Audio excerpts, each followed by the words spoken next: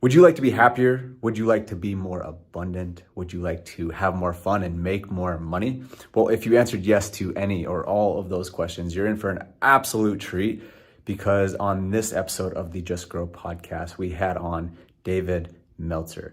David has an incredible story on how he generated over $100 million and lost it all, but we really got into his philosophies on what really makes people happy, wealthy, healthy, successful, and he has a very pragmatic way of actually delivering that in a very succinct manner. So this is actually an extremely special episode because of the fact that David invited us to go out to Los Angeles to do this podcast in person at SoFi Stadium, where the Los Angeles Rams play their football games. So it was incredible. We got to go hang out with them. We got to go play on the field. Just remarkable, and an experience that I will never forget with some of my closest friends. And the fact that we recorded this beautiful conversation is just even that much better. And for you guys all to get to listen to that, it's unmatched. It's arguably the best episode we've ever had on the Just Grow podcast. So again, like I said, you're in for an absolute treat. Before we jump in, just want to let you know again about Just Grow Visions. If you're feeling like you're kind of stuck and you can't go to that next level, you feel like you consistently self-sabotage your relationships, your health, your wealth, you get to a point where you're almost there, but then you just keep on dropping back down. Well, that's exactly what Just Grow Visions helps with. So head on over to justgrowvisions.com and we'll check you out over there. So without further ado, let's jump into this interview with David Meltzer. Well, thank you, David, for being here. Well, I should say thank you for having us. Yeah, vice versa. Thanks for being here, and excited to talk about growing and acceleration and compound behaviors. Yeah, man. So I've just been diving through your content. I got introduced to you a while back, but ever since we met a couple weeks ago, just really been diving into your content. I've gotten so much value from it. And one of the things a question that popped up for me is, you talk about how you want to impact 1 billion lives. Don't limit me. 1 billion lives. So I know you talk about how you want to impact 1,000 people, that impact 1,000 people, that impact 1,000 people. Is that really the metric that you're going after? Or is like, how will you know you're actually there? Yeah, so, utilizing all the different things that I do, it's finding the people that have the capacity to empower others to empower others. So that's the criteria. Now, as far as knowing 1,000 of those people, I actually believe that, I'm going to empower far more than 1,000. And in the end, will the aggregate be 1,000 people that are true ambassadors, 1,000 people that learn the depth of what I teach. And it takes a while to be able to get to a point where you can empower others to empower others. And I study certain things for years, and I see how and what they mean to me today comparatively when I first started reading, for example, Napoleon Hill. If you read Napoleon Hill every day for 7 years, the book changes. A Course in Miracles, Wayne Dyer, several different people, Lao Tzu, that I read that are people who empower me to empower others, to empower others. So I'm replicating those type of frequencies, those type of repetition type of content that people watch again and again and again. And then I know that I can get to, in my lifetime, 1,000 people that will empower 1,000 to empower 1,000. Sure. But it's not an overnight objective. Of course. I guess a deeper question to that is why? It's interesting because the why has always been that I'm good at 3 things. I'm good at making money, helping people, and having fun. Those are like my core superpowers. And if you put them together and teach people to make a lot of money, to live in abundance, to help people, and have fun, it's a perfect recipe to be happy. But that's not what started me on the journey. What started me on the journey was a simple thing that happened. My 12-year-old daughter, my youngest daughter at the time, had a friend commit suicide.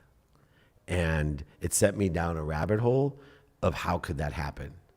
Like, I get drug addicts and old people and depression and, all types of, CTE with athletes, like all reasons that make sense to me, that it's not going to send me down a rabbit hole of how can someone be that unhappy at 12 years old? What's going on in the world?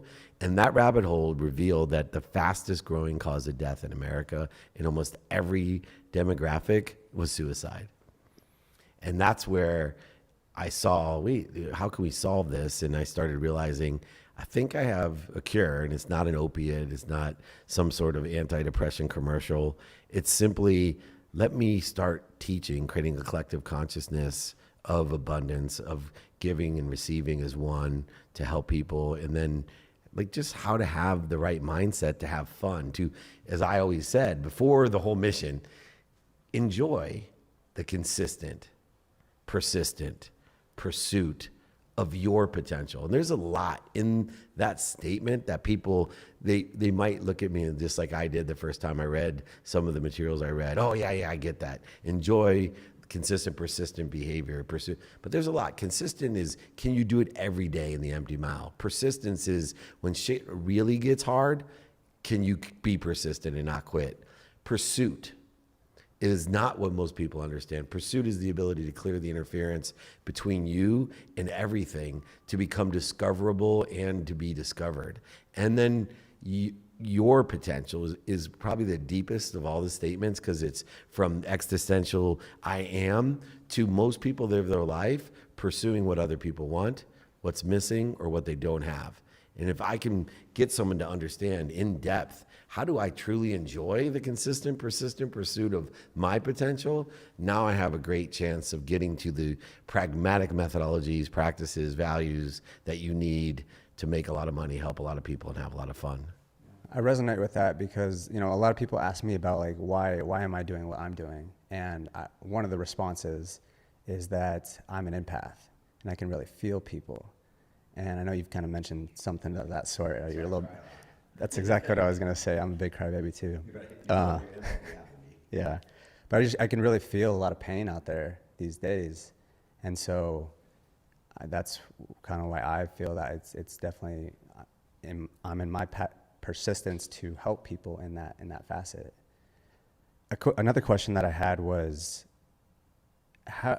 I think one of the things that causes so many people struggle in this world is that they don't know what they want.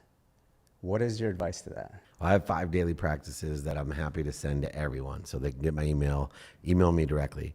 They don't know what they want because they don't think about it every day in a trajectory of what they think they want. So what I've done is broken it down to past, present, and future.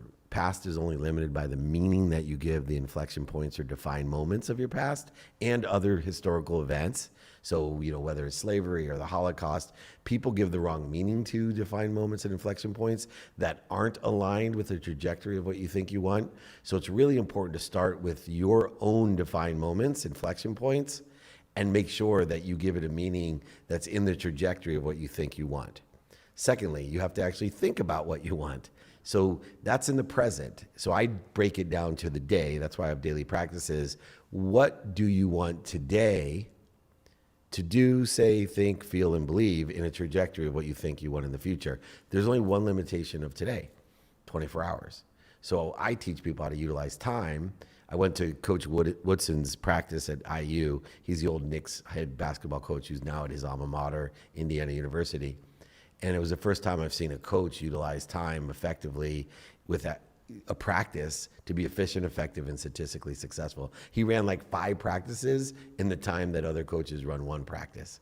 And it would be no doubt, mark my words, this is video. Watch the end of the year, who's in the Final Four. I will bet you that Indiana will be there because this guy understands present time. And what you need to do in present time is say, what do I want today, personally, experientially, giving and receiving, in that trajectory? Who can I help? Which is the most statistically successful way to get what you want, is to help other people get what they want. And who can help me, which is now the accelerator of getting what you want in growth, especially. Fastest way to get to where you want to be is find someone that's already there, ask them for direction. So when you combine statistical success with the acceleration of who, now you go to the how, and you utilize time like Coach Woodson to be efficient, effective, and statistically successful. Then the confirmation of that is prioritization. What's important to me is the what, the who, and the how. And if I always know what's important, I'll be able to be more efficient and effective because I'm always next in line. I always know how to re-engineer the activities that I have. See, procrastination and feeling overwhelmed can be literally resolved by prioritization. Prioritization is the antidote to those 2 things. Then if you can get someone to do that, then they're applying their why each day. They're shifting a paradigm from I need to go do this to make this happen or attach my emotions to an outcome to instead, I am happy, wealthy, healthy, and worthy. What am I doing to interfere with it? And faith is intertwined in there, because if you believe in an infinite future, an infinite source to be a resource of more than enough of everything, then you'll realize it's already here. That's why I talk about discoverability and being discovered is clearing the interference between you and what already exists through an awareness and faith that you're going to do, say, think, believe, and feel everything aligned with the trajectory of what you think you want. And guess what? You can change your mind tomorrow from the lessons you learned today. Mm-hmm. Wow. Yeah, it's really interesting you say all that, because one of the things I've been like taking some people through, like, because I've gotten good at asking questions, and now I'm starting to figure out like what are the specific questions I can ask to help people come to the realization of what they want. And one of the biggest things is, what is your biggest priority right now? Oh, nice. So on top of that, like, how do you think you're figuring out more about what you want? How does manifestation play into that? And what's your take on really creating something once you know what you want? Well, there's 3 steps of possibility, probability, and perspective. And so to take someone through a manifestation or materialization or a monetization of an idea, first you have to have an idea. The minute you think about what you want, you go from nothingness to a possibility. The minute you think about being a trillionaire, it's possible. A mathematical advantage. Then to make it probable, you have to be inspired. And what I say is, the minute you take an idea and you know who you can help with your idea and who can help you with your idea, your possibility becomes a probability, another mathematical advantage. Then when you take that probability and you add strategy, discipline, and awareness to that idea, the probability becomes your perspective. That's the prioritization. Once it's your perspective, you now have a context to prioritize it. And then being able to pay attention to your prioritized probability and perspective, then to be able to manifest it or materialize it, you have to give it intention. So what do? We start doing everything, saying everything, thinking everything, believing it and feeling it to make it our reality. Because attention plus intention equals reality. Attention plus intention equals monetization. Attention plus intention equals materialization. Attention plus intention equals coincidence. The coinciding of the universe to materialize, monetize what you're actually dreaming of. So idea is nothingness before idea. Idea is a possibility. Who is a probability. The how is the perspective. And then reality comes through actually doing, saying, thinking, believing, and feeling. Yeah. That makes a lot of sense. One thing I was thinking about how social media is kind of like the ultimate manifestation metaphor. Because like whatever you're clicking on, whatever you're tapping on, that's what you experience. Even I was talking with my cousin, and she, like, not necessarily into growth or anything, and she's saying all of a sudden she was clicking on stuff and she finds like them chasing down, I don't know, like bounty hunters. Right. And it's like, I've never seen anything like that on social media, but it's because of how she interacted and the thoughts that she put out there. And then all of a sudden that's her reality. Correct. So another question that I had was, you know, talk a lot of, something that has really opened up my paradigm with what you've mentioned in your content is giving a value addition every day and then making an ask every day.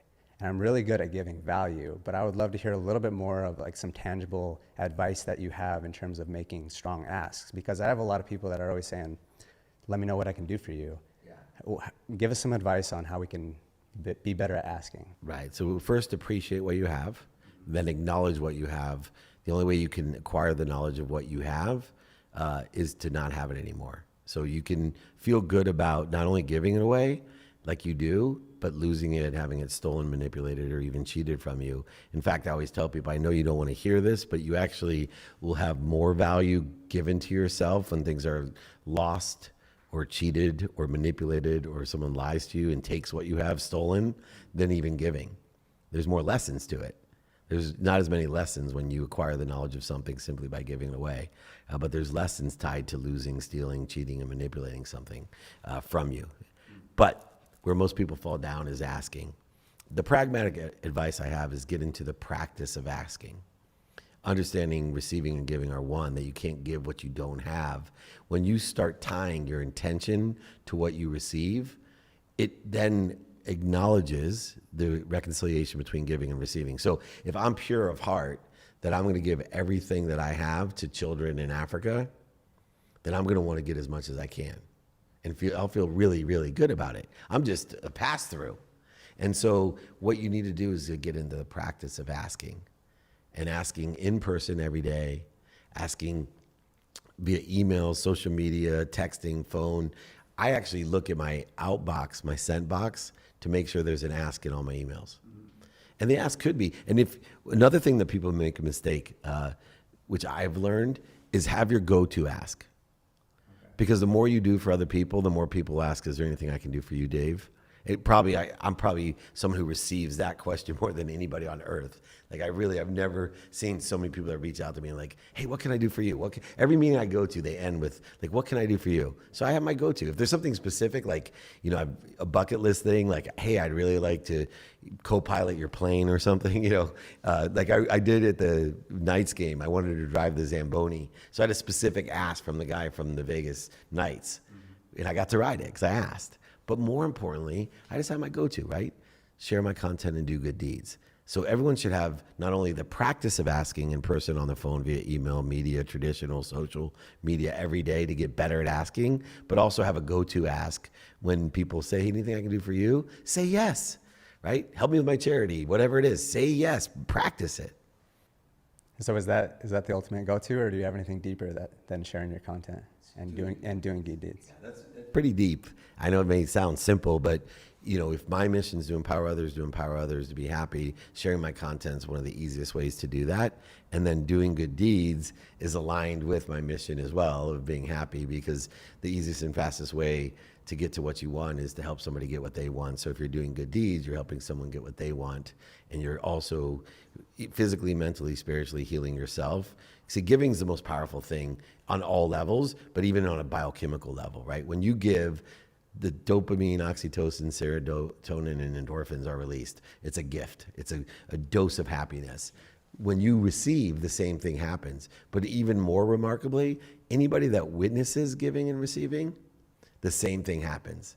Talk about viral, right? Happiness is the easiest and fastest thing that we can spread around the world simply by giving and receiving and witnessing giving and receiving.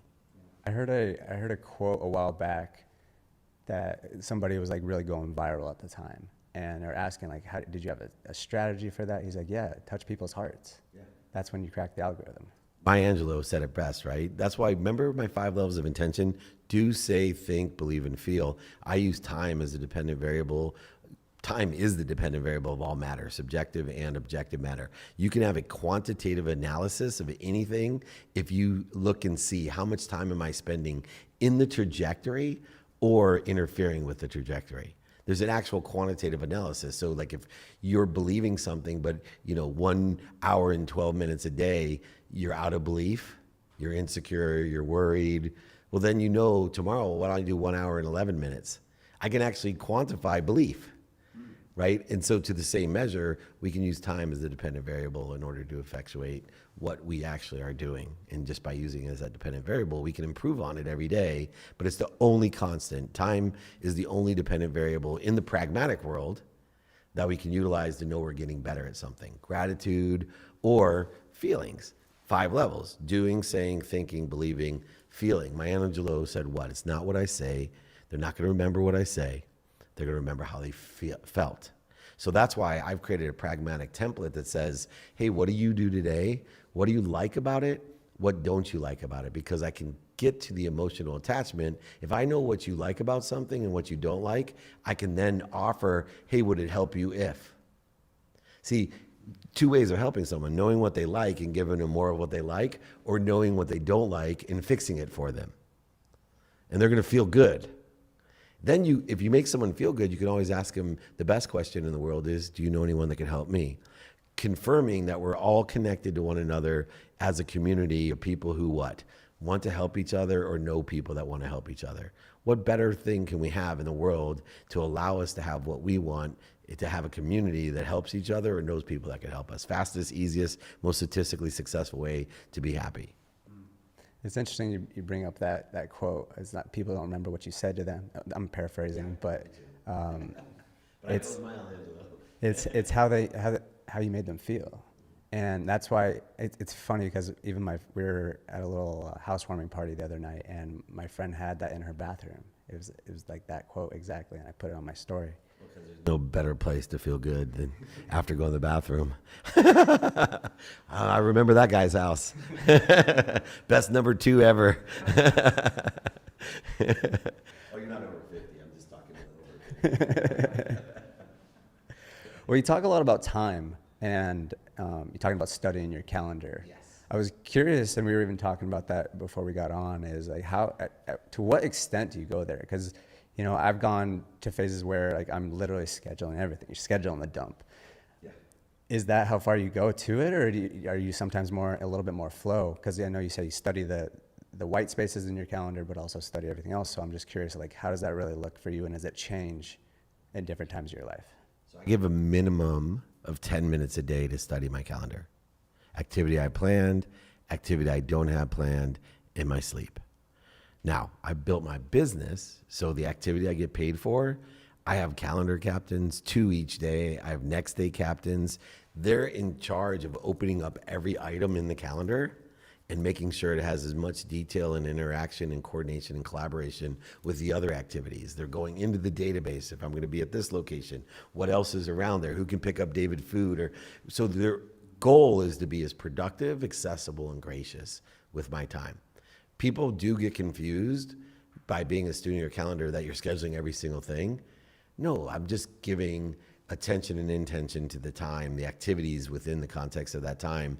But it doesn't mean that I don't spend hours with my son, right? It just has a big space in my calendar that nothing's going to go into. I don't have to schedule every 5 minutes with my son. We're going to play video games for this 5 minutes, then we're going to go outside and throw the football. And then I think some people in their mind think it's everything's scheduled. No. The activities are just placed in a lens of productivity to be of value, accessibility, to be accessible to others and access what I want, and gracious with my time, understanding, minimum of an hour a day on my health, minimum of 30 minutes with my wife, 30 minutes with my son, 2 minutes with my 3 teenage daughters, and 1 minute with my mom a day, and 10 minutes studying time. That's only an hour and 17 minutes. That leaves 22 hours and 43 minutes that aren't scheduled. But it just allows me to say, wow, I got a lot of time today to do whatever the heck I want. But if I'm going to have an activity planned, it's going to be extremely productive, accessible, and gracious because I have a system. And if it's not planned, then I'm just going to use that time always within the context of my prioritized day of what's important to me.